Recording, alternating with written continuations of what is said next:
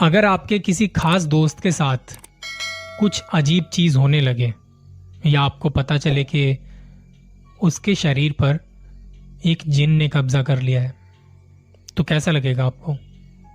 बहुत बुरा ना? मुझे भी लगा था जब मैं छठी क्लास में था। मेरा एक दोस्त जो कि पढ़ाई लिखाई में बहुत अच्छा था, हमेशा स्कूल में क्लास में अव्वल आता था। जितने भी कुछ प्रतियोगिताएं होती थी सब में पार्टिसिपेट करता था। बहुत सारे मेडल्स जीते थे, सर्टिफिकेट जीते थे, ट्रॉफीज जीती थी। पर एक रात ऐसी थी जिसके बाद उसकी जिंदगी पूरी बदल गई। उसके घर वालों की जिंदगी बदल गई। किसी फंक्शन में गए थे ये, एक शादी समारोह में गए थे ये, और वहां से आने के बाद तकरीबन 3 या 4 दिनों के अंदर जो चीजें अब होने लगी थी उसका अंदाजा शायद किसी ने भी नहीं किया था। नमस्ते, मैं प्रवीण, और एक बार फिर से एक अपनी रियल लाइफ कहानी, मेरे दोस्त की एक रियल लाइफ कहानी जिससे थोड़ा बहुत मैं भी जुड़ा हुआ हूँ, क्योंकि मेरे साथ ही पढ़ता था वो, या ये कह लीजिए कि मैं उसी के साथ पढ़ता था। छठी क्लास में थे हम दोनों। देखने में अच्छा खासा गोल मटोल सा लड़का, और इतना गोल मटोल था कि स्कूल की जो बेल्ट होती है ना, स्कूल की जो बेल्टें मिलती हैं वो भी उसको फिट नहीं आती थी। चाहे उसको पूरा स्ट्रेच करके उसको बांधने की कोशिश करो, वो भी फिट नहीं आती थी। और डाइट लिमिटेड खाता था यार, बहुत लिमिटेड खाता था, बहुत कम खाता था। पर उसके शरीर को ऐसा लगता था जैसे अगर वो पानी भी पिएगा ना तो उसके शरीर को लग जाएगा, ऐसा था वो। पर जब उस फंक्शन से वो आए और तकरीबन 3 या 4 दिनों बाद हालातों ने बिल्कुल करवट बदल ली यार। वो होता है ना, वक्त बदल गए, जज्बात बदल गए। पर यहां बहुत सीरियसनेस थी इस जज्बात बदलने में, वक्त बदलने में। मैं उस चीज को आज भी याद करके ना मेरी रूह कांप जाती है, क्योंकि हमने जो उसकी हालत देखी थी ना, जैसा मैंने आपको बताया, उसको स्कूल की बेल्ट भी नहीं आती थी। चाहे उसको पूरा स्ट्रेच कर देते ना, उसको स्कूल की बेल्ट नहीं आती थी। पर 2-4 दिनों बाद ही कुछ ऐसा हुआ, धीरे धीरे उसका साइज यहां से यहां होने लगा, बहुत कम हो गया। तकरीबन 8-10 दिनों के अंदर वो आधा रह गया था, आधा।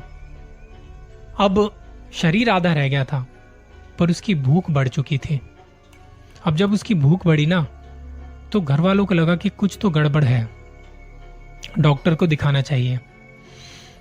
डॉक्टरों को दिखाना शुरू किया। उसके घर वालों ने अलग अलग डॉक्टर को दिखाया, 3-4 डॉक्टर को दिखाया। सबकी सलाह मशवरा के बाद कुछ टेस्ट हुए, कुछ दवाइयां लिखी, पर सब कुछ नॉर्मल था।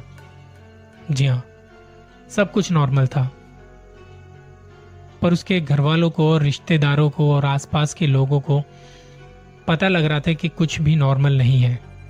इस लड़के के साथ जो हो रहा है ना, वो नॉर्मल नहीं है। घर वाले बहुत परेशान रहते थे कि क्या करें क्या नहीं, समझ नहीं आ रहा था कुछ भी। एक रोज उसके फैमिली वालों ने अपने किसी करीबी को घर पे बुलाया। रिश्तेदार वगैरह जो होते हैं ना, उन्हीं में से किसी को घर पे बुलाया। बहुत सारी बातें की बेटे को लेके। पता चला कि उसके शरीर में जो बदलाव हो रहे हैं, शायद हो सकता है इसके ऊपर कुछ ऊपरी हवा हो। हम लोग बहुत कहते हैं ऊपरी हवा, ये वो। उसके घर वालों को भी यही लगा। उसके जो रिश्तेदार थे, जो करीबी रिश्तेदार थे, उन्होंने बोला कि मैं किसी को जानता हूं, और अगर आप कहें तो मैं उनको बता सकता हूं। आप सारी चीज़ें उन्हें बता दीजिएगा कि लड़के के साथ कैसे कैसे क्या क्या हो रहा है और कब से हो रहा है।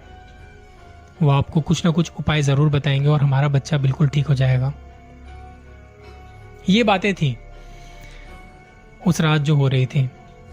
पर जब ये बातें चल रही थी तो करते करते 11:30-12 बज चुके थे। अब जिसके साथ ये हुआ था, जो मेरा दोस्त था, मैं उसका नाम नहीं बताना चाहूँगा क्योंकि वो ठीक नहीं रहेगा नाम बताना। जिसके साथ ये हुआ था, रात को अचानक से उसे भूख लगने लगी। अब जब उसे भूख लगती थी तो वो घर में पड़ा कुछ भी सामान खाने पीने लगता था, मतलब जैसे जो खाने पीने की चीज़ें हैं ना। इससे पहले उसकी एक आदत थी और घर वालों से बिल्कुल अलग अलग आदत थी उसकी। उसके घर में नॉनवेज खाया जाता था पर वो नहीं खाता था। पर ये जब चीज़ें हो रही थी, जब उसके शरीर में इतने बदलाव आ रहे थे, उसके बाद अचानक से उसने भी नॉनवेज खाना शुरू कर दिया। और नॉनवेज भी कोई ऐसे नहीं पका हुआ, कच्चा मांस खाना शुरू कर दिया। घर में अगर किसी ने कुछ सामान मंगा के रखा है, कुछ चिकन या मटन या कुछ भी, मच्छी कुछ भी, वो उसको कच्चा खाता था। और कच्चा भी ऐसा खाता था मानो कोई शैतान उसके अंदर आ गया हो। इस तरीके से वो खाता था। एक दिन जब वो ये सब कर रहा था, जब खा रहा था, तो जब करीबी रिश्तेदार थे उन्होंने देख लिया और घर वालों ने भी देखा। बताया कि इस पे ज़रूर कोई शैतानी ताकत का कब्जा है और इसको किसी मौलवी वगैरह को या तांत्रिक वगैरह को दिखाना पड़ेगा। घर वालों ने कहा कि हमारे बच्चे के साथ कुछ गलत नहीं होना चाहिए, हम चाहे कुछ भी करने को तैयार हैं, पर इसको कुछ नहीं होना चाहिए। उनके जो करीबी रिश्तेदार थे उन्होंने बात की उस मौलवी से, तांत्रिक से। उसने पता पूछा और ये आ गया। अब जो ये मैं बता रहा हूँ, ये जो कहानी है ना, ये कहानी मेरे स्कूल के पास में ही एक जगह है, आर के पुरम सेक्टर 2, दिल्ली में आर के पुरम सेक्टर 2। वहाँ पे गवर्नमेंट फ्लैट्स हैं। उसके पापा को गवर्नमेंट फ्लैट मिला हुआ था, मेरे दोस्त के पापा को, तो वो गवर्नमेंट फ्लैट में रहते थे। अब जब ये सारी चीज़ें हो रही थी तो कहीं ना कहीं आस पड़ोस के लोग भी सब देख रहे थे कि क्या है क्या नहीं। पर किसी की भी, मतलब यार आपके पचड़ों में कौन पड़ेगा। या तो ज़्यादा से ज़्यादा लोग ऐसे में आपसे मज़े लेते हैं कि चलो उसके साथ बुरा हो रहा है, बुरा होते हुए किसी के साथ देखते हैं तो खुश हो जाते हैं। कुछ ऐसे पड़ोसी थे। पर जब उनके घर में वो करीबी रिश्तेदार ने बताया कि ऐसे ऐसे तांत्रिक को मैं जानता हूँ, मौलवी जी को जानता हूँ, उनको भेजूंगा मैं और वो बहुत सारी चीज़ें आपको बता सकते हैं इससे रिलेटेड, तब उन्होंने उस तांत्रिक को घर का एड्रेस दिया। वो घर पर आए और जब वो घर पर आए, घर पर आते ही उन्हें कुछ अजीब और नेगेटिव सा फील हुआ। बहुत अजीब और नेगेटिव सा फील होने लगा। ऐसे लोग जो होते हैं ना, इनमें एक पावर होती है, भगवान की दी हुई ऊपर वाले की देन होती है कि ये लोग पहचान जाते हैं। अगर कहीं से आ रहे हैं, कहीं से जा रहे हैं, कोई जगह, कोई घर, जब वो उसमें एंटर करते हैं ना, तो वो जो उसकी एनर्जी होती है, नेगेटिविटी जो होती है, नेगेटिव एनर्जी जो होती है, वो उसको पहचान लेते हैं। उन्होंने पहचान लिया। उन्होंने पहचान के बोला कि इस घर में ना आप कितने लोग रहते हैं। सबसे पहले उन्होंने बोला तो मेरा दोस्त, उसका भाई, मम्मी और पापा, 4 लोग। मम्मी पापा ने कहा कि हम 4 लोग इस घर में रहते हैं। तो जो मौलवी थे उन्होंने कहा मुझे 4 नहीं, मुझे यहाँ पे 13 लोग नजर आ रहे हैं। 13 लोग? घर वाले कह रहे 13 लोग कैसे नजर आ रहे हैं आपको? तो उन्होंने बताया जो आपका बच्चा है ना, आप लोग 4 लोग तो हो गए, पर आपका जो लड़का है ना, इसकी जो हालत हो रही है, इसके ऊपर 9 जिनों ने कब्जा कर रखा है। 1 नहीं, 2 नहीं, 3 नहीं, 4 नहीं, 5 नहीं, 6 नहीं, 7 नहीं, 8 नहीं, 9 जिन। एक जिन के बारे में जब सुनते हैं ना, एक जिन के बारे में कि जब वो किसी पर चढ़ जाए तो उसकी क्या हालत होती है, ये जिन जो होते हैं ना, चुटकी में आपकी ख्वाहिश पूरी कर सकते हैं और चुटकी में आपको तबाह कर सकते हैं, आपको बर्बाद कर सकते हैं। तो उस पे तो 1 नहीं, पूरे 9 जिनों का कब्जा था। ये बात सुन के घर वालों को एक झटका सा लगा। और जो मेरा दोस्त था, उस वक्त वो उन मौलवी जी को बड़े ध्यान से उनकी बातें सुन रहा था और चुपचाप था। मौलवी जी ने उनके पास एक थैला था, थैले में से कुछ निकाला और निकाल के सीधे मेरे दोस्त के माथे पे लगा दिया। अब जैसे ही उसके माथे पे लगा वो चिल्लाने लगा, बहुत बुरी बुरी तरह से चिल्लाने लगा, मानो जैसे वो छटपटा रहा हो कि किसी चीज़ ने उसको बांध दिया हो और वो छटपटा रहा है, वहाँ से निकलने की कोशिश कर रहा है पर निकल नहीं पा रहा। वो कुछ इस तरीके से छटपटा रहा था। थोड़ी देर में वो चिल्लाता चिल्लाता बेहोश हो गया। और जब बेहोश हुआ तो घर वालों ने उसे, घर में एक लोहे का दरवाज़ा था, लोहे के दरवाजे से अंदर की तरफ बांध दिया, क्योंकि उसमें ताकत भी बहुत आ चुकी थी, बहुत ताकत आ चुकी थी। उसका शरीर बेशक इतने से इतना हो गया था पर उसकी ताकत बहुत कई गुना बढ़ चुकी थी। अब घर वालों को ये तो पता नहीं था कि ये सब हो रहा है तो क्यों हो रहा है, पर जब मौलवी जी ने बताया कि ये जो चीज़ें हो रही हैं ना, ये उन 9 जिनों की वजह से हो रही हैं। आप लोग अभी कुछ दिन पहले कहीं बाहर गए थे क्या? तो घर वालों ने बहुत जोर लगाया दिमाग पे, तो उनको याद आया कि हम घर से बाहर गए थे, किसी रिलेटिव के यहाँ पे किसी फंक्शन में गए थे। तो मौलवी जी ने बताया, आप जिस रास्ते से गए थे ना, वहाँ रास्ते में एक कब्रिस्तान पड़ता है। आपको शायद अंदाज़ा नहीं, या शायद आपने ध्यान ना दिया हो, पर वहाँ पे रास्ते में एक कब्रिस्तान पड़ता है। अब जब उस कब्रिस्तान से जब आप जा रहे थे तो वो 9 जिनों में से 2 जिनों की जो थी नज़र आपके बच्चे पर पड़ गई, क्योंकि आपके बच्चे की जो है, जो ताकत है ना, जो एक होती है, क्या कहते हैं, ग्रह जिसे कहते हैं। अब मुझे पता नहीं उसको और भाषा में क्या कहते हैं, पर ग्रह जिसे कहते हैं। उन्होंने बताया कि आपके बच्चे के ग्रह बड़े कमज़ोर हैं। तो जब 2 जिनों की नज़र इस पे पड़ी तो उन्होंने बाकी साथियों को भी बुला लिया। और वो इसलिए बुलाया ताकि वो इस पे कब्जा करके अपनी भूख मिटा सकें।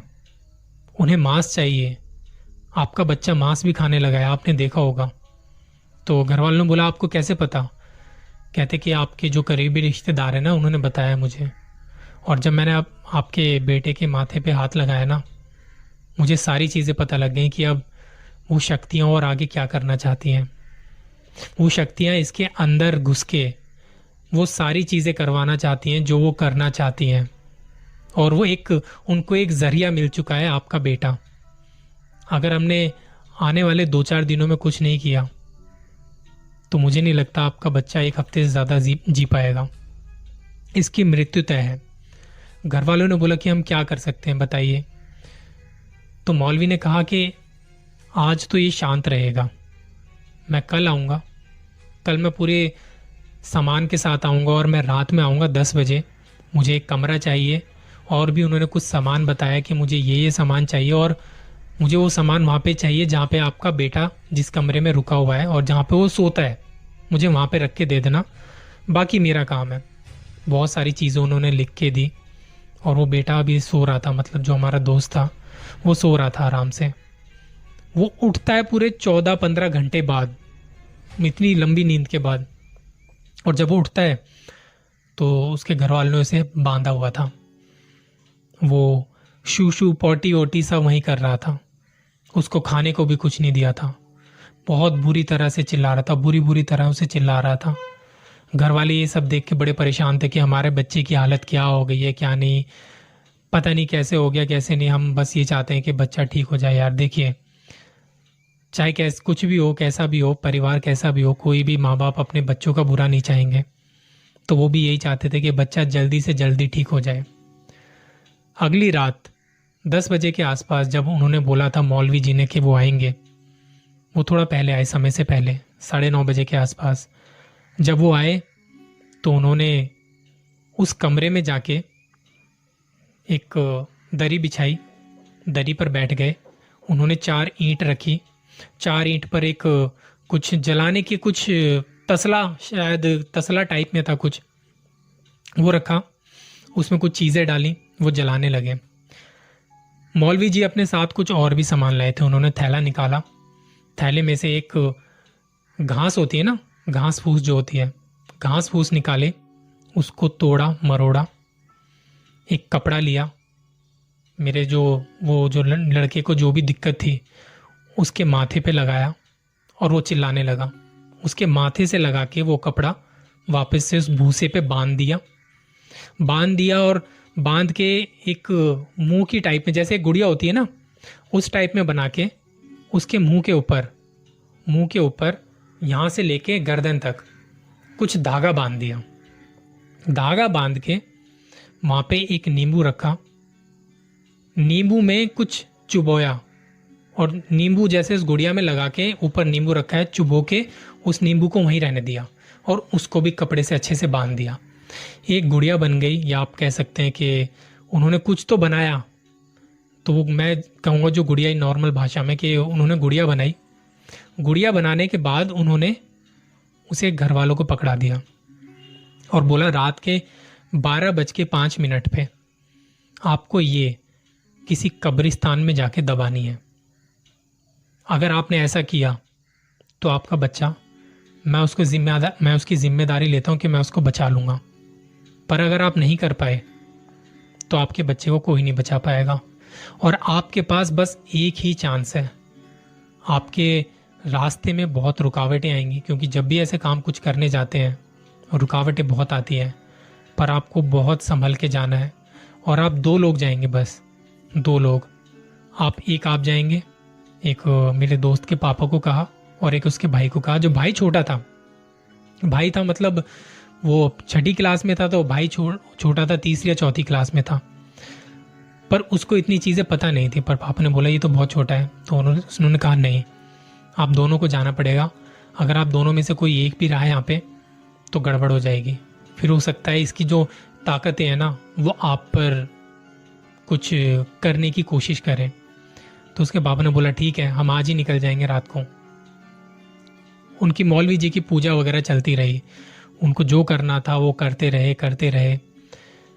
12 बजे से थोड़ा पहले घर के पास में एक कब्रिस्तान था, पर कब्रिस्तान इस टाइम पे जाने में ना, सही बताऊं, हालत ख़राब हो जाती है।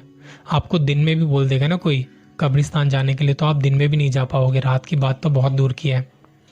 वो जब गए कब्रिस्तान पहुंचे, कब्रिस्तान ऐसा था, मतलब रात में तो यार सब जगह ही सन्नाटा होता है, बड़ा सन्नाटा था। और जो कब्रिस्तान था वो थोड़ा जंगल में था। जंगल में जब वो घुसे तो रास्ते में झाड़ियाँ थी, कुछ डर भी था कहीं कोई सांप वगैरह ना आ जाए, कोई और जंगली जानवर ना आ जाए। जंगल था काफ़ी अच्छा खासा बड़ा। पापा जी जो थे उनके हाथ में कुछ खोदने के लिए, मिट्टी को खोदने के लिए एक लोहे का कुछ औजार था। उन्होंने खोदना शुरू किया और जब भी वो खोदते, जब भी वो ज़मीन में मारते तो उन्हें कुछ ना कुछ आवाज़ आती। ये शायद ध्यान भटकाने की एक साजिश कह सकते हैं। जैसा मौलवी ने पहले ही बोला था कि ध्यान भटकाने की साजिशें होती हैं, पर आपको बिना रुके काम करना है। वो खोदते रहे और जब तकरीबन 1 फीट गहरा गड्ढा हुआ, उन्होंने उस गुड़िया को निकाला और वो उस गुड़िया को एक लाल कपड़ा और दिया था मौलवी जी ने, उस लाल कपड़े में लपेटा, उसे दफना के अच्छे से ऊपर से कवर किया। अब कवर करके वो जब जाने लगे तो पापा जी को लगा कि यार ऐसा तो कोई कुत्ता उत्ता आके खोद देगा इसे, या कोई आके खोद दे। फिर पापा ने कहीं रास्ते में पड़े वहाँ पे एक बड़ा सा पत्थर देखा, भारी सा पत्थर। दोनों ने खिसकाते उस चीज़ के ऊपर रख दिया और जब वो हाथ झाड़ के जाने लगे तो उन्हें चीखने चिल्लाने की आवाज़ें आने लगी। और ये चीखने चिल्लाने की आवाज़ वो थी जो उनके घर में उनका बेटा था, उनकी आवाज़ थी, वो इनको यहाँ पे सुनाई दे रही थी। ये काम करके वो फटाफट निकलने के बाद घर पहुँचे करते करते तकरीबन 12:30 के आसपास, 12:30 से थोड़ा ज़्यादा बज चुका था। तो जब वो पहुँचे, वो मौलवी जी अभी भी पूजा कर रहे थे और जो उनका बेटा था वो एक गहरी नींद में सो चुका था। मौलवी जी ने अपना आखिरी दाव लगाया। आखिरी बार उन्होंने जो अग्नि थी वो जलाई, उसमें पता नहीं क्या क्या वो जो करते हैं चीज़ें, उन्होंने वो करनी शुरू करी और उसमें से थोड़ी सी राख उठा के उस लड़के के हाथ पे लगाई जिसके ऊपर ये सब हो रहा था, उसके माथे पे लगाई वो राख उठा के। और इस बार वो चिल्लाया नहीं, वो सोता रहा। मौलवी जी ने कहा आपने काम बहुत बखूबी से किया है और अब आपका बच्चा उन 9 जिनों से छूट चुका है, अब वो शैतान इस पे कब्जा नहीं करेंगे। आपको बस एक चीज़ ध्यान रखनी है, कभी भी कहीं भी जाएं अपने बेटे को लेके, इसके ग्रह बड़े कमज़ोर हैं, तो इसको रात में ले जाने से बचें। दूसरा ये कि अगर आप कहीं भी जा रहे हैं, कोई इत्र परफ्यूम मत लगाइए, रात में बिल्कुल मत लगाइए, हो सके तो दिन में भी मत लगाइए। और मैं आपको एक धागा बना के दूंगा जो आपको अपनी फैमिली में सभी लोगों को पहनाना है। और मैं 4 कीलें दूंगा, 4 कीलें, चारों कीलें घर के चारों कोनों में आपको ठोक देनी है। छत के लिए मैं कुछ आपको और बना के दूंगा, वो आपको छत पे लटकाना है। ये आपका पूरा घर कवर करेगा और इस घर में अब कोई नेगेटिव एनर्जी नहीं आएगी। उस दिन के बाद से उनके घर में सब कुछ सही है। मेरा दोस्त भी अब अच्छी खासी नौकरी कर रहा है, उसकी शादी भी हो चुकी है, बच्चे भी हो चुके हैं, 2 बच्चे भी हैं। पर ये चीज़ें आज भी मुझे अच्छे से याद हैं कि एक टाइम पे उसकी क्या हालत हुई थी, उसके घर वालों की क्या हालत हुई थी। आप ऐसी कहानियों पे देखिए, बिलीव करें ना करें, पर ऐसी कहानियाँ जिनके साथ होती है ना, उन्हीं को पता है कि असल में क्या हालत होती है। और मेरे हिसाब से ऐसी कहानियाँ होती हैं क्योंकि मेरे पास अभी और भी ऐसे किस्से हैं जो आपको सुनाने बाकी हैं। टाइम टू टाइम आपको सुनाता रहूँगा। और अपना ख्याल रखिए। बहुत जल्द मिलूँगा किसी और कहानी के साथ। कहानी पसंद आई तो सब्सक्राइब के साथ लाइक भी कर दीजिए। Thank you so much.